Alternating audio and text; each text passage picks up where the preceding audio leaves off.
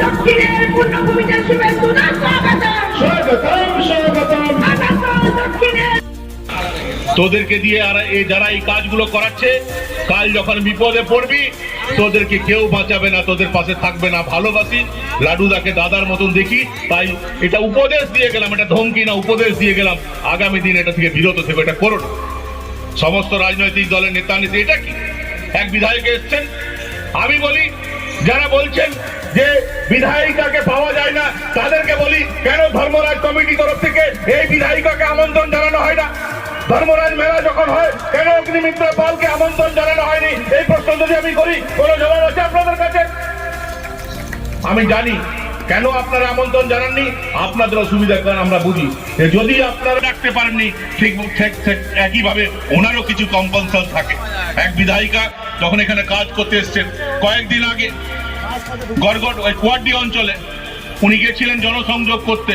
সুবীর তাপস কেন এসছেন এই এলাকায়, কেন এসছেন সুবীর? বলছি ভাই, বাড়তে হয়, বয়সের সঙ্গে একটু বাড়তে পারো, কিন্তু বেশি বাড় ঠিক না, এটা মাথায় রেখো। যেদিন মাথা খারাপ হবে না, ঘর থেকে বেরোনো বন্ধ করে দেবো, ঘর থেকে বেরোতে পারবে না, কোনো দাদা কোনো দাদু তোমাকে বাঁচাতে পারবে না, পরিষ্কার করে বলে দিয়ে গেল। এই অঞ্চলে খুব কটু কথা বলতে চাই না, খারাপ কথা বলতে চাই না। ডামালিয়া হাড়াভাঙা সবাই এসেছিল, বলছিল দাদা একবার ডামালিয়া হাড়াভাঙা যেতে হবে, তুমি গেলে একটু যারা বেশি বাড়াবাড়ি করছে তাদেরকে ঠান্ডা করা যাবে। বলবে ডামালিয়া হাড়াভাঙা থেকে যারা এসছে তাদেরকে বলে যায়, যখন প্রয়োজন হবে ডাকবে ভাই।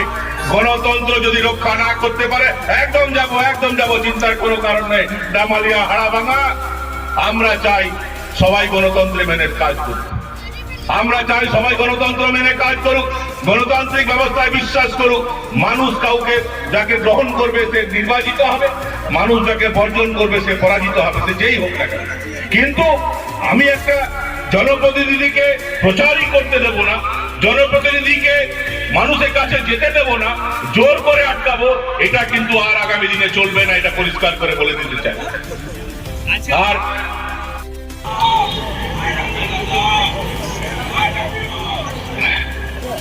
কে বললি রে?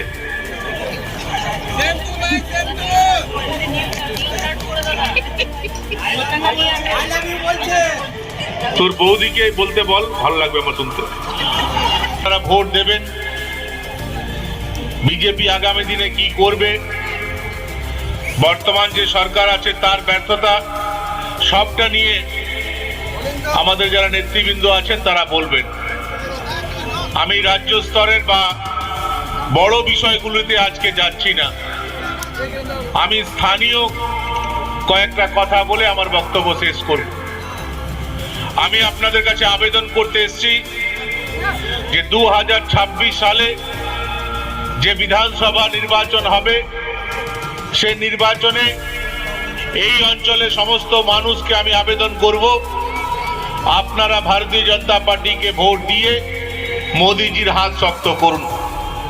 এ কথা বলার আমার অধিকার আছে, কেননা যে মঞ্চে আমরা মিটিং করছি সে মঞ্চ আমি তৈরি করেছিলাম, তাই আমার অধিকার আছে এই অঞ্চলের মানুষদের কাছে এই আবেদন রাখা।